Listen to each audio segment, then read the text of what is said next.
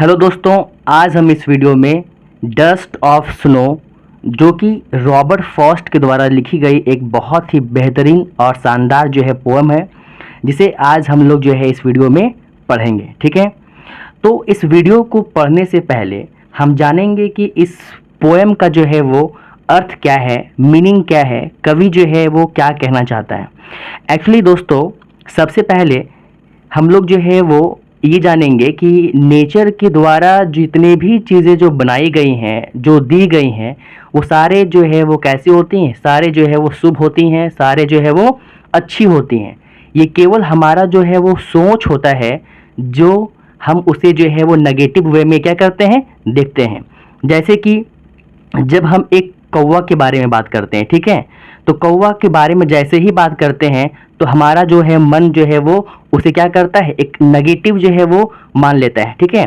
लेकिन वो जो है कौवा भी जो है एक नेचर का ही पार्ट है और वो किसी भी प्रकार से जो है वो नेगेटिव नहीं है। जैसे कि हम लोग जो है वो कभी कहीं से गुजर रहे होते हैं और कोई अगर एक बिल्ली जो है रास्ता काट दे तो हम लोग जो है सोचते हैं कि अब तो ये क्या हो गया, ये जो है अब शगुन हो गया और ये जो है हमारा जो है काम जो है वो अब कंप्लीट नहीं होगा, और ये केवल जो है वो हमारा सोच होता है। ठीक है, वैसा कुछ होता नहीं है। तो इसी थीम पे बेस्ड जो है वो रॉबर्ट फ्रॉस्ट का ये पोएम जो है वो बहुत ही शानदार तरीके से जो है वो वर्णन किया गया है। तो चलिए हम लोग देखते हैं पोएम क्या कहता है। द वे अ क्रॉ सुक down on me the dust of snow from a hemlock tree. तो इस पोम में हम लोग देखेंगे कि कवि जो है वो एक जो है वो एक कौवे की बात करता है और एक जो है वो हेमलॉक ट्री की बात करता है। तो सबसे पहले हम लोग जानेंगे कि ये हेमलॉक ट्री क्या होता है। तो ये हेमलॉक ट्री जो है वो एक पॉइजनस ट्री होता है, एक जो है जहरीला जो है वो ट्री होता है, जिसमें वाइट कलर का जो है वो कैसा फ्लावर आता है, वाइट कलर का फ्लावर आता है। यानी कि हेमलॉक ट्री जो दोस्त, ये एक ऐसा प्लांट, एक ऐसा ट्री होता है जिसमें वाइट कलर के, सफ़ेद कलर के जो है वो फूल लगते हैं। ठीक है, तो कवि कहता है कि एक बार द वे ऑफ अ क्रॉ सुक down on me the dust of snow from a hemlock tree. एक दिन कवि जो है बहुत ही परेशान है, बहुत दुखी है, और वे क्या करते हैं कि एक हेमलॉक ट्री के जो है नीचे जा कर के जो है बैठ जाते हैं, जो कि हम इसे जो है वो नेगेटिव जो है वो मानते हैं। ठीक है, कौवे को और हेमलॉक ट्री को क्या करते हैं, हम लोग जो है वो नेगेटिव मानते हैं। लेकिन ये हमारे जो है रॉबर्ट फ्रॉस्ट जो है वो उसी हेमलॉक ट्री के नीचे जा कर के बैठ जाते हैं, बहुत ही परेशान है, बहुत ही जो है दुखी है, बहुत चिंतित है। लेकिन होता क्या है, उसी हेमलॉक के ट्री के ऊपर एक कौवा जो है वो बैठा हुआ है और वो क्या करता है, उस जो ट्री के जो ब्रांच को जो है वो हिलाता है, सुक करता है। तो जो डस्ट ऑफ जो स्नो है, यानी कि जो स्नो के जो पार्टिकल्स हैं, वो बर्फ के जो है वो कण हैं, वो क्या होते हैं, कवि के जो ऊपर जो है वो गिर जाते हैं। और अब बर्फ के जो पार्टिकल्स गिरने के बाद क्या होता है कि has given my heart a change of mood and saved some part of a day I had rued. कहता है कि जैसे ही जो है वो स्नो के जो है पार्टिकल्स, ठीक है, कवि के ऊपर गिरते हैं, तो कवि जो है वो क्या कहते हैं कि उनका जो हृदय होता है वो चेंज हो जाता है, उनका मन जो है वो क्या होता है, चेंज हो जाता है, बदल जाता है। और वह दिन, जो ये पूरा दिन इन्होंने जो है वो खराब कर दिया है, वो दिन जो है अब बाकी का जो दिन है वो क्या होता है, जो कवि के अकॉर्डिंग जो है वो बच जाता है। मीन्स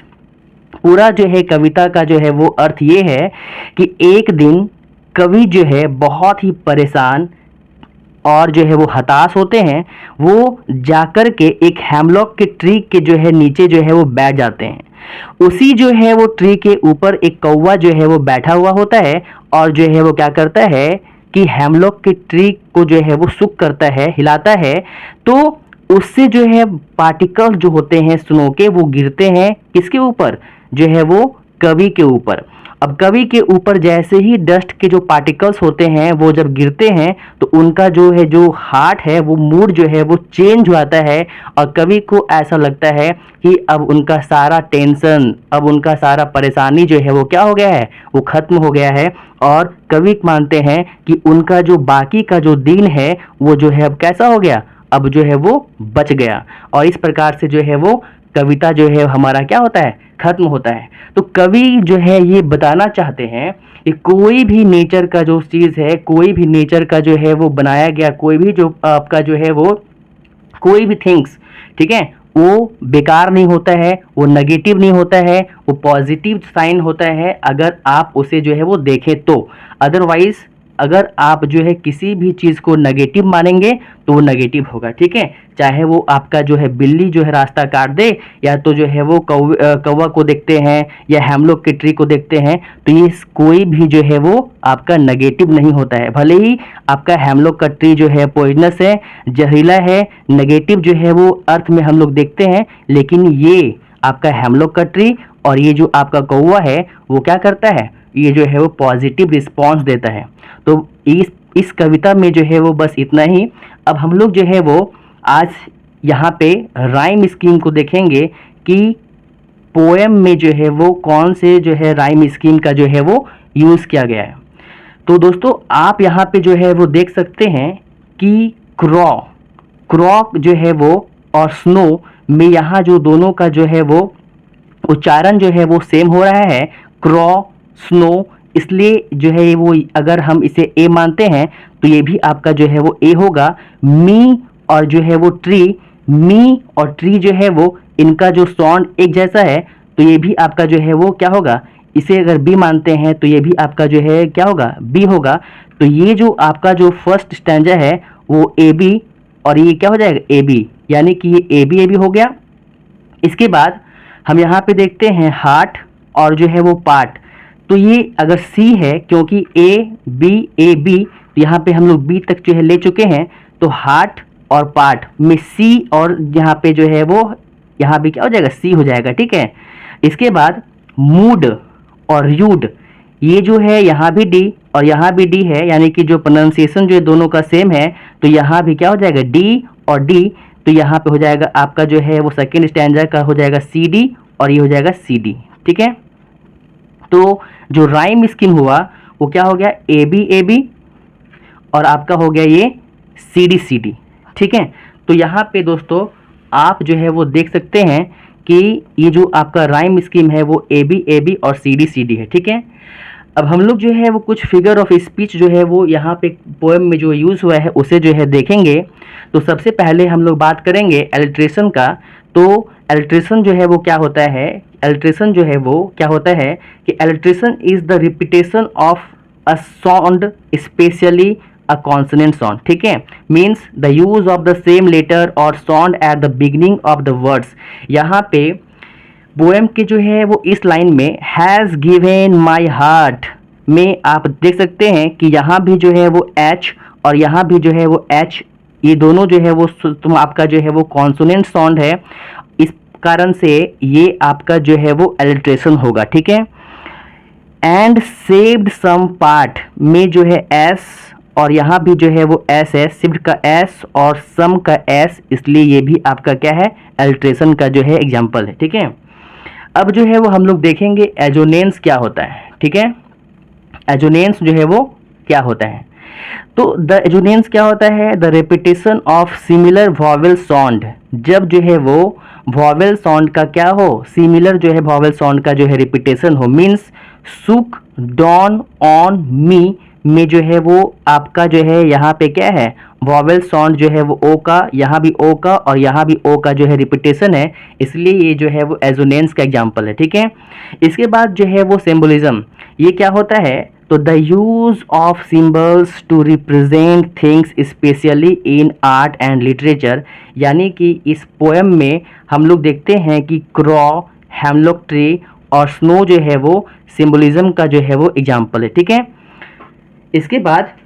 एक जो है वो और जो है वो फिगर ऑफ स्पीच यहाँ पे हम लोग देखते हैं, वो है आपका जो है वो इंजैममेंट। तो इंजैममेंट क्या होता है कि पोएम में जो है वो in poetry enjambment means to run the lines of a poem from one to the next without using a terminating punctuation. Means क्या होता है, आप पोएम में जो है वो देख सकते हैं कि पोएम जो है का लाइन जो है यहाँ से शुरू होता है, पोएम का लाइन जो है शुरू होता है the way a crow shook down on me the dust of snow from a hemlock tree. यहाँ पे कहीं भी जो है फुल स्टॉप या कॉमा का प्रयोग नहीं है, और यहाँ भी जो है वो आप देख सकते हैं कि लास्ट में यहाँ पे जो है फुल स्टॉप का प्रयोग है। तो जब जो है वो आपका लगातार जो है वो लास्ट में जो है वो कई लाइनों के बाद जो है वो हम पंक्चुएशन मार्क देखते हैं, तो आपका जो है वो क्या होता है, वो इंजॉयमेंट होता है। ठीक है, यानी कि पोएट्री में जो है वो इंजॉयमेंट क्या होता है कि the lines of a poem from one to the next without using a terminating punctuation, यानी कि बिना कोई पंक्चुएशन मार्क का अगर लाइन जो है वो चलता रहे तो वो इंजॉयमेंट होता है। ठीक है, अब जो है वो हम लोग जो है वो रॉबर्ट फॉस्ट के बारे में जानेंगे। ठीक है, तो रॉबर्ट फॉस्ट जो है वो एक अमेरिकन पोएट जो है वो थे, और he is known for his verses about everyday life in countryside of New England. वे जो है वो आपका जो है वो कंट्री साइड की चीज़ों को और दिन प्रतिदिन जो है वो होने वाले जो है घटनाओं को काफ़ी जो है अच्छे तरीके से जो है एक्सप्लेन करते थे। ठीक है, जैसा कि हम इस जो है पोएम में देख सकते हैं कि जो हमारा कौवा है, जो हमारा बिल्ली है, जिसे हम जो है अपशगुन मानते हैं, हेमलॉक ट्री को अपशगुन मानते हैं, लेकिन यही जो है आपका जो है वो कौवा यानी कि क्रॉ और आपका जो है हेमलॉक ट्री, ठीक है, ये जो सारे चीज़ क्या हैं, ये सारे चीज़ जो है वो पॉजिटिव जो है वो मीनिंग देते हैं अकॉर्डिंग टू जो है वो पोएट। तो आज के इस वीडियो में बस इतना ही। थैंक यू, धन्यवाद, जय हिंद।